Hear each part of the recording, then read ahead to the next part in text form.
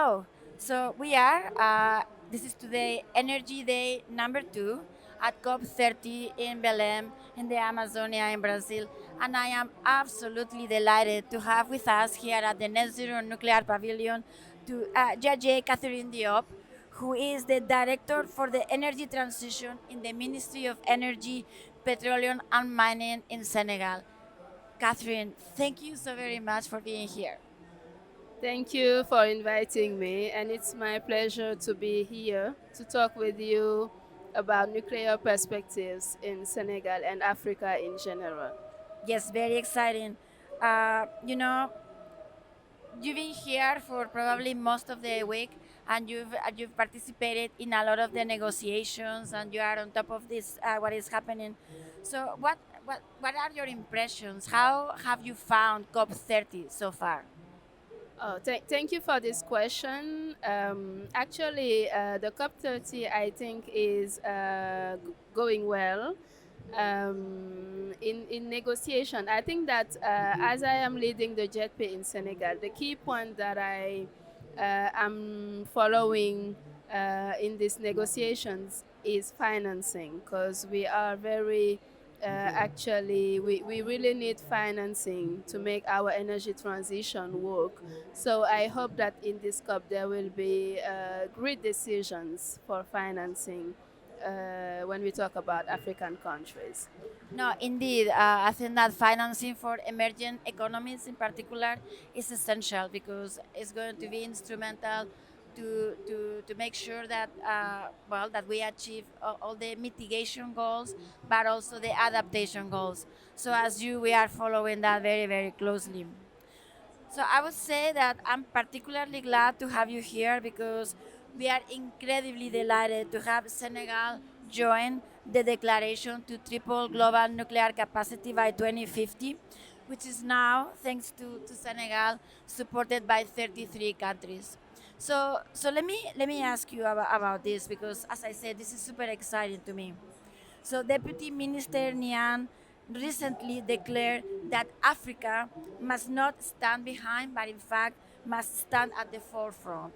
So how does this decision by Senegal to join the declaration to triple nuclear energy reflects this vision, and what is the leadership role that Senegal wants to take to make sure that Africa uses nuclear energy as much as Africa wants to use it? Thank you. Thank you for this great question. I think that, as you already know, Senegal has discovered oil and gas. We have promising resources, but oil and gas, as you know, it's a resource that we don't have forever. So it is becoming necessary for Africa, Senegal in particular, to look at other resources, other energy resources. And in this context, nuclear power is a very interesting energy resource because it's an efficient energy resource for the industrial development and the countries that we want to build in Africa. It succeeded into incredible industrial development in many countries such as France, USA, China. Uh, but its implementation, it requires rapid action from African countries and long-term planning, as it can take between 10 to 15 years to develop nuclear energy in a country. So, as I said, nuclear is a strategic solution for the future in Africa, and it is aligned with our strategic objective, the number one for the energy sector under the Senegal 2050 National Transformation Agenda. We are planning to launch a feasibility study for the development of the nuclear sector, particularly the small modular reactors. And the next step in our programs will be to finalize the legal and regulatory framework to establish a national strategy for nuclear energy implementation in the country that we are planning to finalize in September 2026, in the first semester of 2026.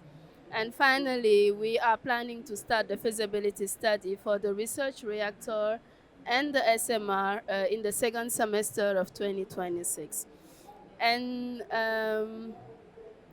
active partnership with the IAEA and some organizations like the World Nuclear Association for the development of our nuclear sector could accelerate the various stages of our program. So that's why we think that Senegal has to join this declaration to triple nuclear energy and to reinforce international collaboration. No, I agree. I think that particularly for newcomer countries like Senegal, international cooperation and working effectively with others is going to be a game changer. So on our side, I know you are working very effectively with the International Atomic Energy Agency, and obviously World Nuclear Association will continue to work with you to support your efforts. So let me ask you this question, because I know you are a nuclear engineer, and as a nuclear engineer, I think that all these developments are probably very exciting. With the work that is taking place to put in to develop this research reactor in Senegal, and of course the preparations underway on the way for the first small modular reactor. All of this, as you mentioned, under Vision Senegal 2050. So I know that the government is not just looking at that, but is looking at building national capabilities, national scientific capacity, engineering, technological expertise, and all these things, of course, under the leadership of Deputy Minister Nian. So, how exciting is this? Tell us about that. Thank you for this question. As I said earlier, Senegal is conscious of the advantages of nuclear technology, and not only in energy sector, but in several sectors. Uh, in the energy sector, what we are looking for when we want to start implementing nuclear power is about stability and reliability of our grids, but also sustainability, energy independence. As you may know, already know, Senegal has uranium resources. So the idea is to see how we can use our own resources to produce electricity. Uh, but we are also looking at job creation and innovation and competitive production cost. It's very important since Senegal has today the highest cost for electricity production in Africa, if I may say this. So it's very important to lower the cost of production. And as the Minister of Energy said in his intervention in the last ministerial meeting, Senegal was one of the first African countries to say that we want to develop nuclear technology. It was in 2012. Uh, but unfortunately, since then, the program is not really advancing. Nevertheless, we want to accelerate the program. And that's why we created, in the Ministry of Energy, we created a department in charge of nuclear in the Energy Transition Directorate. And this is the directorate that I'm leading. So I'm in charge to implement this very important strategy in Senegal. So first of all, we will develop a clear strategy that will identify actions that we need in human resources management, national policies, funding, and infrastructure. So this strategy, as I said, we want to finalize it in the first semester of 2026. And the most challenging part after that will be to finance the action plan of the strategy. When we identify the actions, we will need financing so that we can put these actions in place. And I think that, again, that organizations like your association could help achieve the objectives that Senegal has.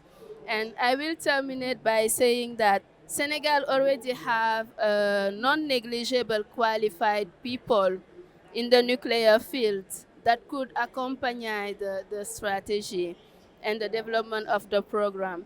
And I am part of this workforce. And we are looking forward to working with you so that we can do interesting things to develop the nuclear technology in Senegal. Well, Catherine, what an exciting opportunity to take the lead and move this well, very exciting and actually such a golden opportunity to actually transform the economic policies of Senegal and also take the lead elsewhere in Africa. So congratulations on that opportunity. And as I said, we look forward to continue to working with you and with Senegal and with all this talent that already exists in Senegal. So we will work. We will be happy to work with you to actually make all these opportunities a reality. So thank you so very much, Catherine, for being here. Enjoy, and I mean, I wish you a very, very fruitful rest of your time here in Belém at COP30. And thank you for coming to the Net Zero Nuclear Pavilion and share with us Senegal's very ambitious plans for nuclear energy.